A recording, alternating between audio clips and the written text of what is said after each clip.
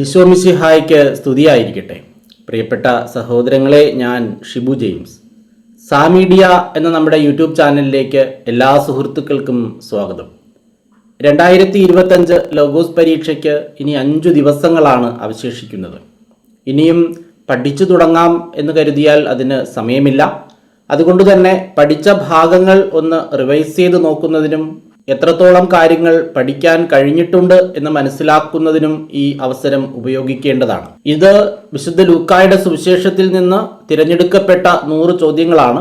മുൻവർഷങ്ങളിലെ അനുഭവം വെച്ച് പരിശോധിച്ചാൽ നമുക്ക് പഠിക്കാനുള്ള ഒരു പുസ്തകത്തിൽ നിന്ന് 25 ചോദ്യങ്ങളാണ് ചോദിക്കുന്നത്.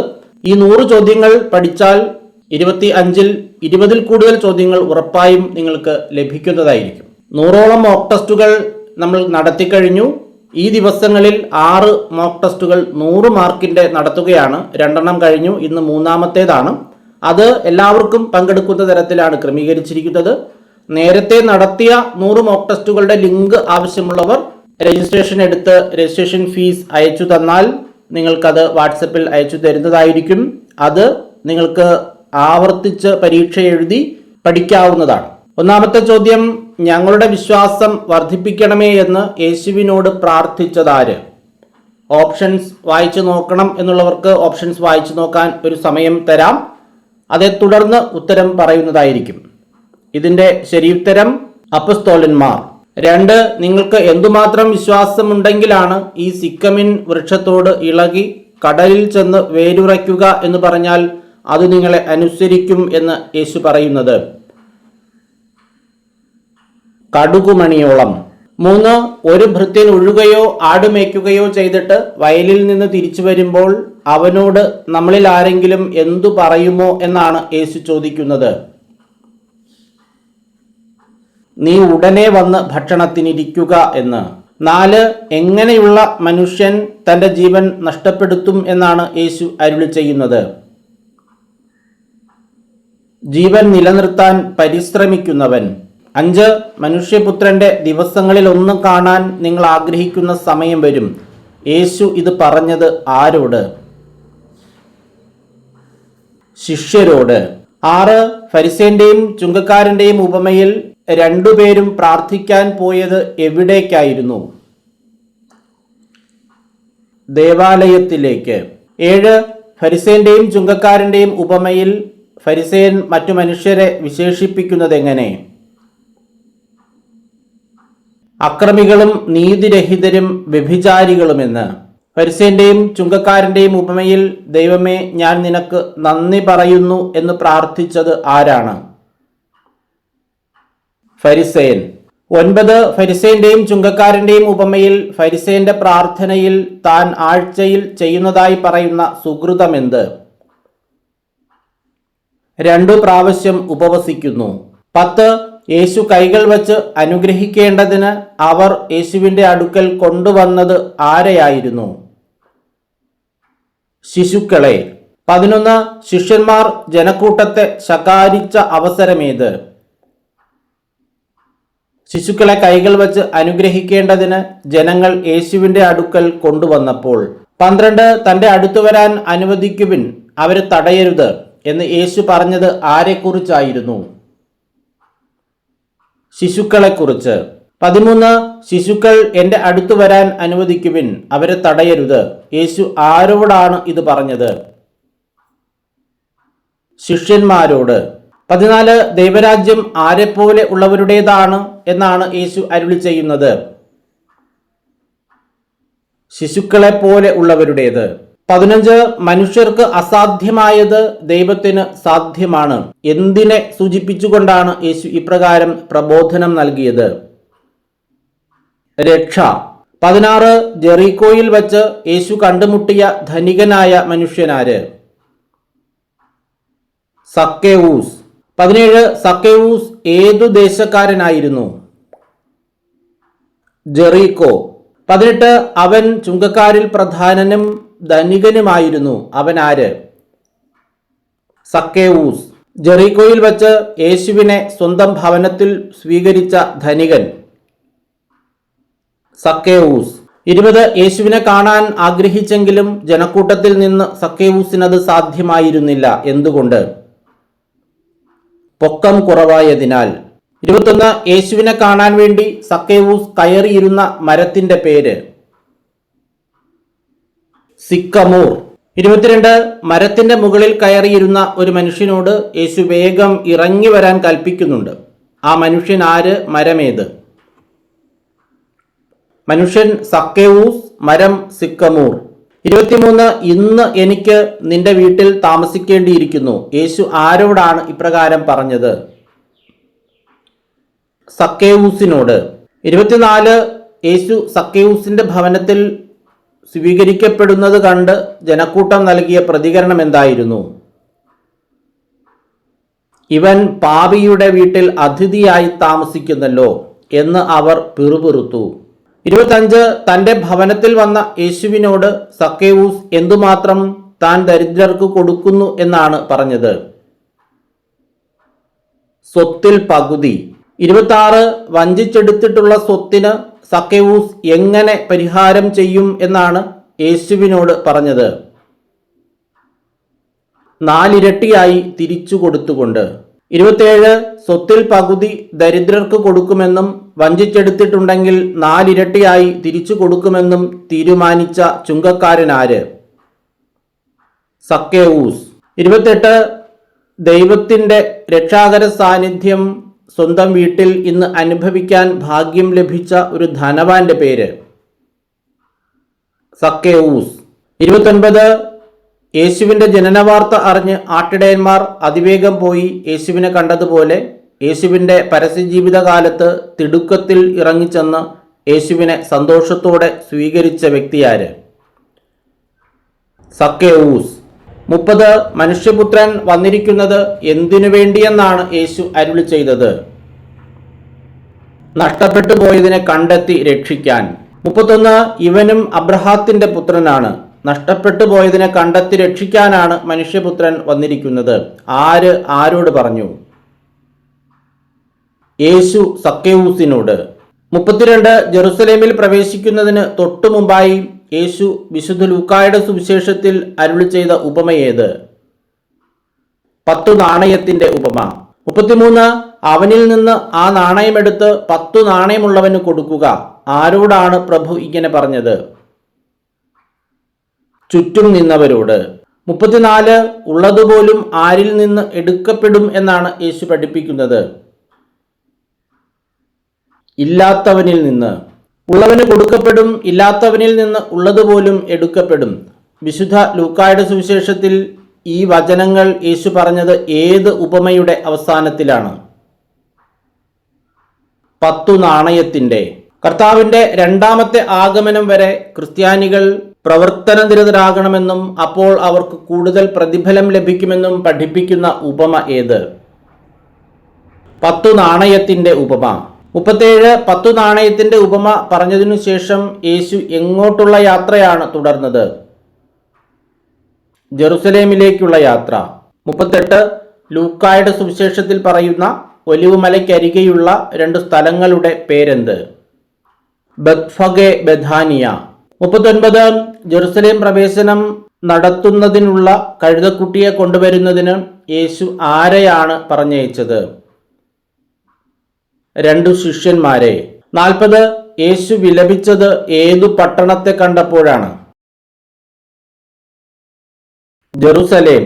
41 പണിക്കാർ ഉപേക്ഷിച്ചു കളഞ്ഞ കല്ല് എന്തായി തീർന്നു എന്നാണ് എഴുതപ്പെട്ടിരിക്കുന്നത്?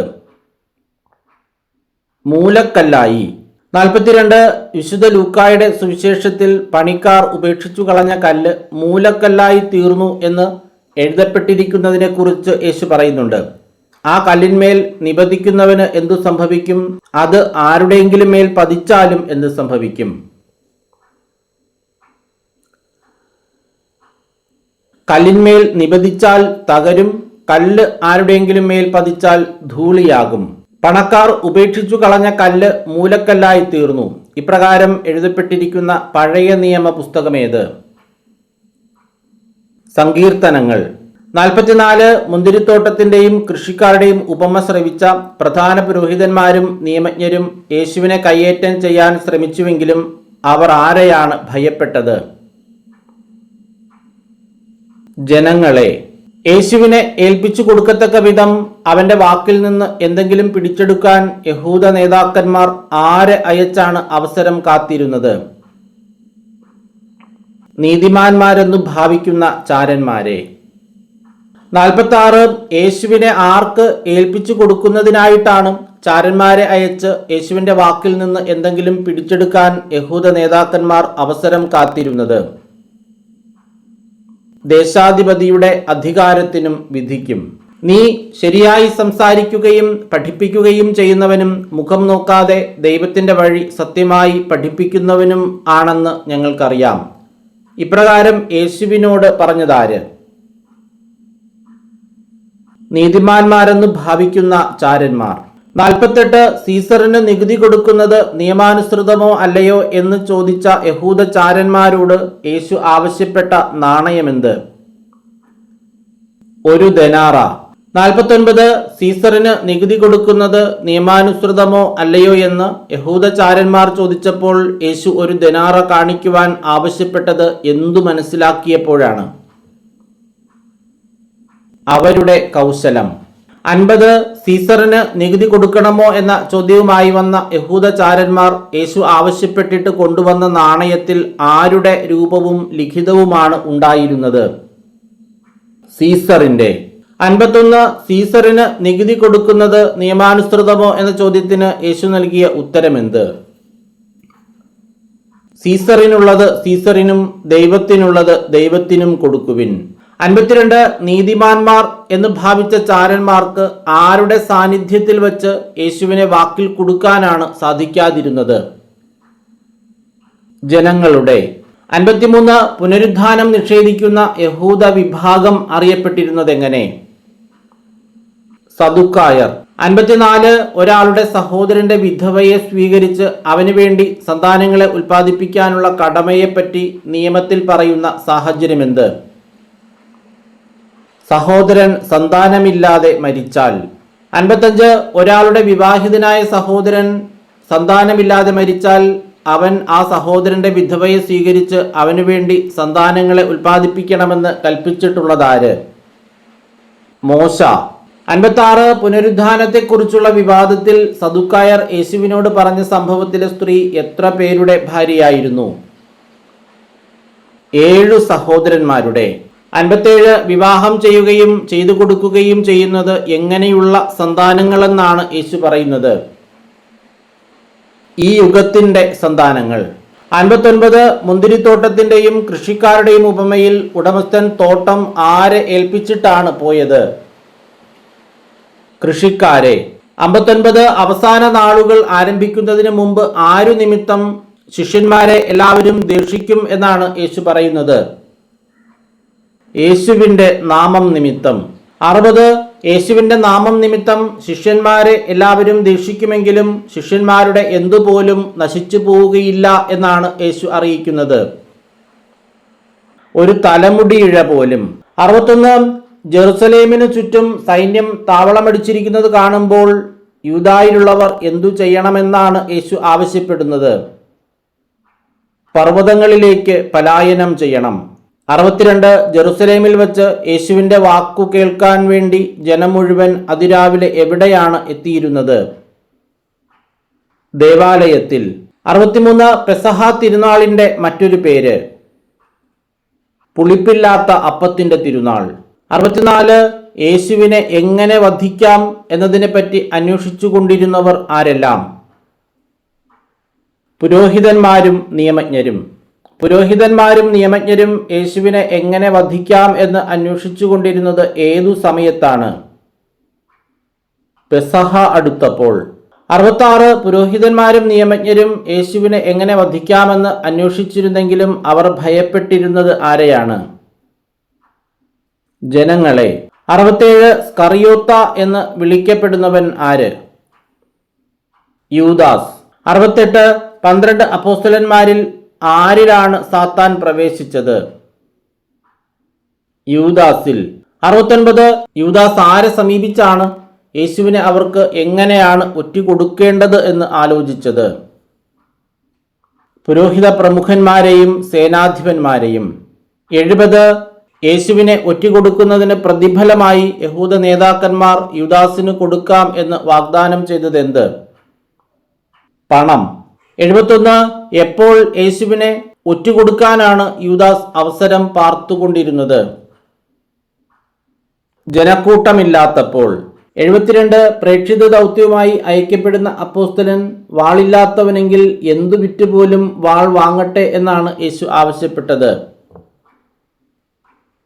സ്വന്തം കുപ്പായം.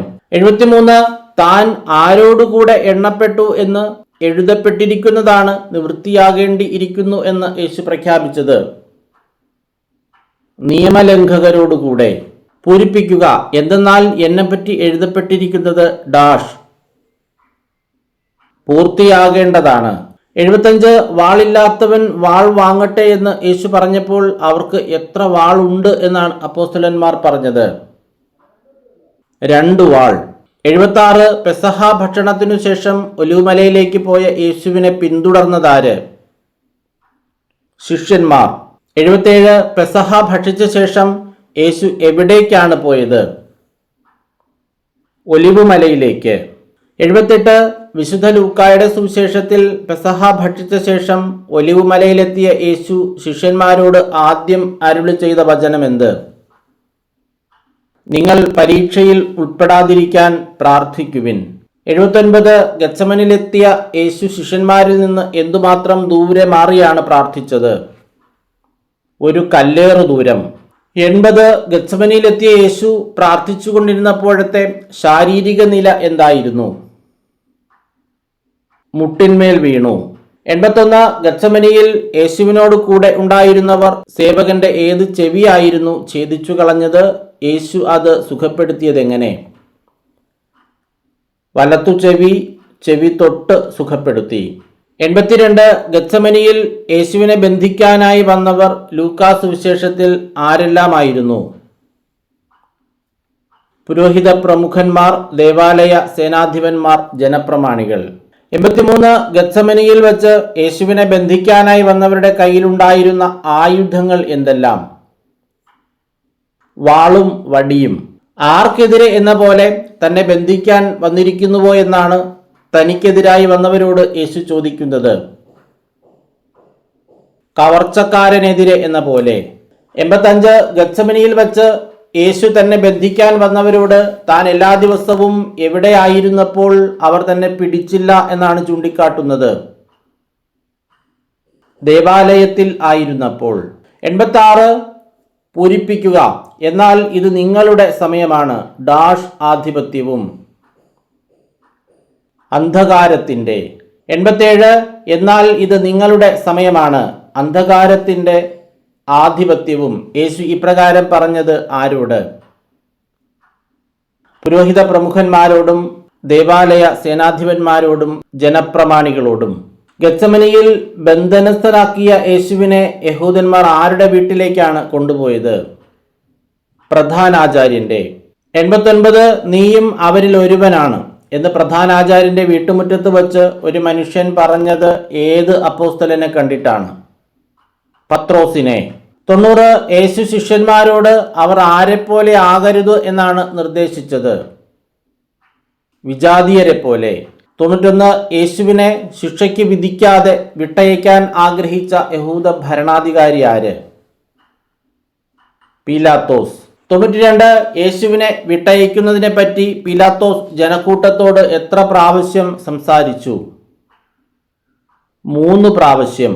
93 യേശുവിനെ വിട്ടയക്കാനായി പീലാത്തോസ് ശ്രമിച്ചുകൊണ്ടിരിക്കുമ്പോൾ ജനക്കൂട്ടം വിളിച്ചു പറഞ്ഞുകൊണ്ടിരുന്നത് എന്ത്? ക്രൂശിക്കുക, അവനെ ക്രൂശിക്കുക. 94 യേശുവിനെ ക്രൂശിക്കാനായി ഏൽപ്പിച്ചു കൊടുത്തപ്പോൾ ജനങ്ങളുടെ ആഗ്രഹപ്രകാരം പീലാത്തോസ് വിട്ടയച്ച കുറ്റവാളി ആരായിരുന്നു? ബറാബാസ്. 95 പീലാത്തോസ് യേശുവിനെ ക്രൂശിക്കാനും ബറബാസിനെ വിട്ടയക്കാനും തീരുമാനിച്ചതിൻ്റെ കാരണമെന്ത്? ജനക്കൂട്ടത്തിൻ്റെ നിർബന്ധം. 96 യേശുവിനെ കുരിശിൽ തറയ്ക്കാനായി കൊണ്ടുപോയപ്പോൾ വഴിയിൽ വെച്ച് കുരിശ് ചുമക്കാൻ യേശുവിനെ സഹായിച്ച വ്യക്തി ആര്? ശിമയോൻ. കാൽവരിയിലേക്കുള്ള യാത്രയിൽ യേശുവിനെ കുരിശു ചുമന്ന് സഹായിച്ച ശിമയോൻ ഏതു നാട്ടുകാരനായിരുന്നു? കിറേനക്കാരൻ. 98 യേശുവിന്റെ കുരിശിന്റെ വഴിയിൽ ജനക്കൂട്ടത്തോടൊപ്പം കരയുകയും മുറവിളി കൂട്ടുകയും ചെയ്തുകൊണ്ട് അവന്റെ പിന്നാലെ പോയിരുന്നവർ ആര്? സ്ത്രീകളുടെ സമൂഹം. 99 വിചാരണവേളയിൽ യേശുവിനോട് പലതും ചോദിച്ചെങ്കിലും അവിടുന്ന് നിന്ന് ഒരു ഉത്തരവും ലഭിക്കാത്ത ഭരണാധികാരി? ഹെറോദസ്. 100 എന്തിനെക്കുറിച്ചാണ് നിങ്ങൾ സംസാരിക്കുന്നത് എന്ന് യേശു ഒരിക്കൽ തൻ്റെ ശിഷ്യന്മാരോട് ചോദിക്കുന്നുണ്ട്. അത് എവിടെ വച്ചായിരുന്നു? എമാവൂസിലേക്കുള്ള വഴിയിൽ. ഇങ്ങനെ 100 പ്രധാനപ്പെട്ട ചോദ്യങ്ങൾ ലൂക്കായുടെ സുവിശേഷത്തിൽ നിന്ന് തയ്യാറാക്കി അപ്ലോഡ് ചെയ്യുകയാണ്. നിങ്ങൾ ഇതൊരു മോക്ക് ടെസ്റ്റ് പോലെ തന്നെ എഴുതിയിട്ടുണ്ടാവും. എത്ര മാർക്ക് ലഭിച്ചു എന്നത് കമൻറ്റ് ചെയ്യുക.